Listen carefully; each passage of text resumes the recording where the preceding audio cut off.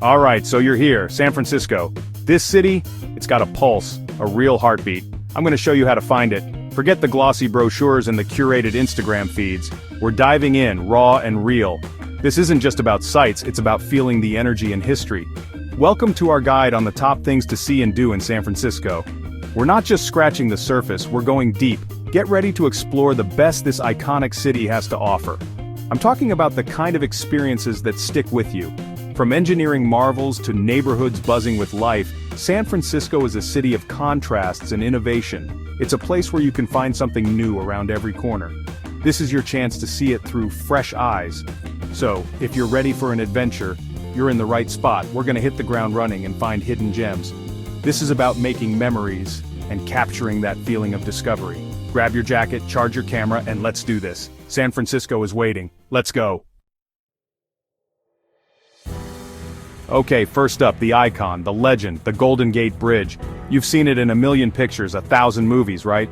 But standing here, feeling the wind, seeing that international orange paint pop against the blue sky, or watching it emerge from the fog, it's a whole different ballgame. It's not just steel and concrete, it's a statement. It's like the city itself saying, yeah, we built this. And you just gotta stand there and soak it in, you know?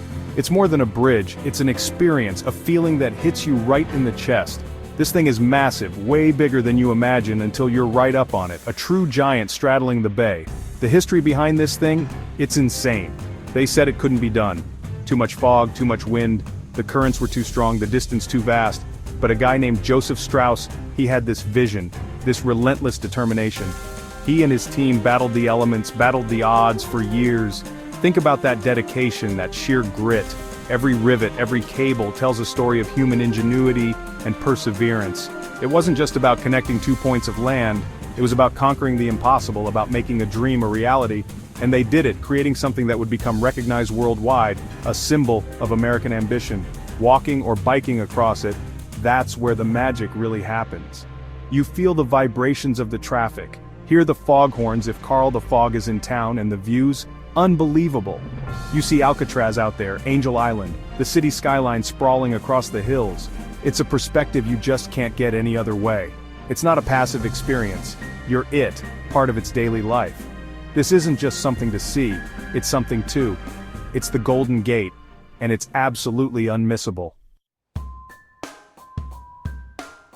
Alright, next stop, Fisherman's Wharf. Now some people might say it's touristy, and yeah, okay, it can be. But there's a reason for that. There's a genuine energy here, a history that's still alive if you know where to look. It's more than just souvenir shops, it's a working waterfront with a story that goes way back. You can smell the salt in the air, hear the fishing boats, and of course there are those famous noisy residents at Pier 39. The stars of the show for many, the sea lions at Pier 39. These guys just showed up after the '89 earthquake and decided they liked it here. And who can blame them? They're loud, they're hilarious, and they're completely unapologetic about taking over the docks. Watching them bark, shove each other around, and just generally laze about is pure entertainment. It's a fantastic, unexpected wildlife encounter right in the heart of the city. But Fisherman's Wharf is also about the food, specifically seafood, and even more specifically, sourdough bread bowls filled with clam chowder. It's a San Francisco classic for a reason. Now for something completely different, Alcatraz Island. The Rock. Just the name itself sends a shiver down your spine, right? This isn't just an old prison, it's a place steeped in legend, in stories of notorious criminals and daring escape attempts.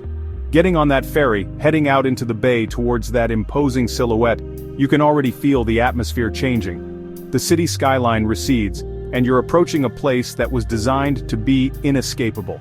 A place of isolation and despair for some of America's most infamous inmates. The audio tour. You have to do the audio tour. It's narrated by former inmates and guards, and it's incredibly well done.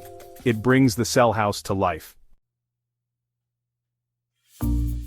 Alright, let's switch gears from history to art. The San Francisco Museum of Modern Art, or SFMOMA. This place isn't just a building with paintings on the wall, it's an experience. The building itself is a work of art, a stunning piece of architecture that draws you in, and once you're inside it's like stepping into a different world, a world of color, form, and ideas. Whether you're a die-hard art aficionado or just curious, SF MoMA has something that will grab your attention and make you think. It's a space that challenges and inspires. The collection here is massive, seriously impressive.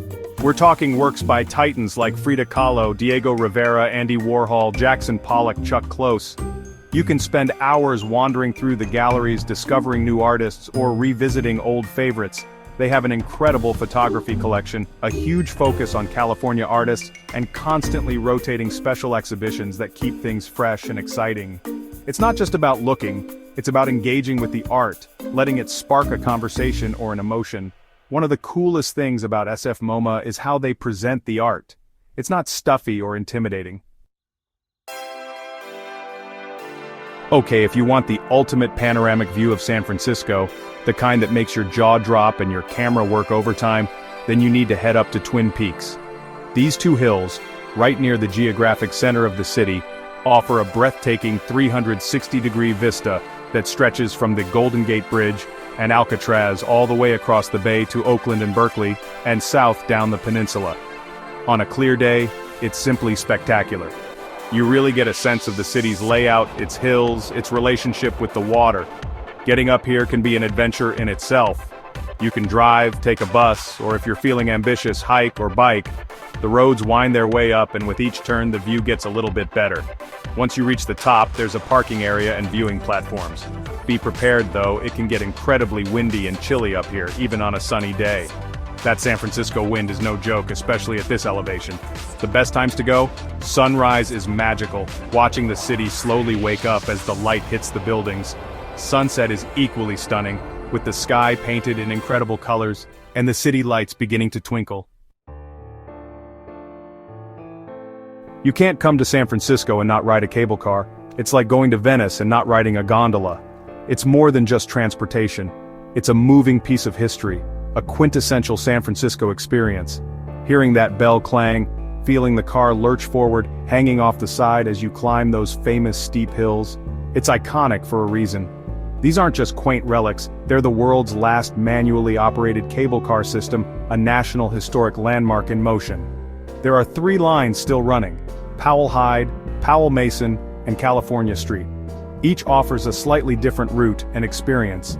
The Powell Hyde line is probably the most famous, offering incredible views as it crests Russian Hill and heads down towards Fisherman's Wharf, passing by Lombard Street. The California Street line is a bit less crowded and takes you through the Financial District and Nob Hill. Whichever line you choose, be prepared for a bit of a wait, especially at the turnaround points. But it's part of the adventure. Hopping on a cable car isn't like getting on a regular bus. You can board at the turntables at the beginning of the routes, or if there's room, at designated cable car stops along the way. Alright, let's talk about Lombard Street, specifically, that one famous block on Russian Hill often called the most crooked street in the world. Now, technically it's not the crooked, but it's definitely the most famous, and for good reason. With its 8 hairpin turns, beautifully landscaped flower beds, and charming Victorian mansions lining the sides, it's a sight to behold. It's one of those quirky, only in San Francisco things that you just have to see. Why so crooked? Well, San Francisco hills are notoriously steep. This particular section of Lombard Street had a 27% grade, which was too steep for most vehicles and even for pedestrians to navigate safely. So, back in the 1920s, a property owner named Carl Henry came up with the idea to create a series of switchbacks to make it more manageable. The result is this picturesque, winding road that has become an international sensation. It's a testament to creative problem-solving in a challenging urban environment. You can experience Lombard Street in a couple of ways. You can drive down it, which is a slow, careful crawl, usually with a line of other cars waiting their turn. It's a fun, albeit brief, experience, or you can walk. If you need a break from the city buzz, Golden Gate Park is your destination. It's bigger than New York's Central Park and stretches to the Pacific Ocean. Explore gardens, museums, lakes, and trails. Visit the California Academy of Sciences, the DeYoung Museum, and the Japanese Tea Garden. Enjoy walking and biking trails, paddle boats on Stowe Lake, and the Bison Paddock. Golden Gate Park is an urban oasis waiting to be explored. Last but definitely not least, we're diving into Chinatown. This isn't just any Chinatown, it's the oldest in North America and one of the largest outside Asia. Stepping through the Dragon Gate, you're instantly transported. The architecture, colors, sounds and smells, it's a full sensory immersion. It's a city within a city, bustling with life and rich with history. Grant Avenue is the main tourist thoroughfare, lined with shops and tea houses. It's vibrant and exciting and definitely worth a stroll. Venture off Grant to the side streets and alleyways. That's where you'll find local markets, traditional herbalists, and small family-run restaurants serving authentic dim sum. The temples where locals come to pray. The history here is incredible. Chinese immigrants played a crucial role in San Francisco's development. It's faced discrimination, earthquakes, fires, and always rebuilt. You can feel that resilience and deep sense of community. Historical plaques and small museums tell parts of this story. And that's a wrap on our whirlwind tour of some of the top things to see and do in San Francisco. From the majestic Golden Gate Bridge to the bustling streets of Chinatown, this city is packed with iconic sights and hidden gems. But this is just a starting point. The real magic happens when you create your own story here. Thanks for joining us on this tour of San Francisco. Don't forget to like, comment, and subscribe for more travel guides and adventures. See you in the next adventure.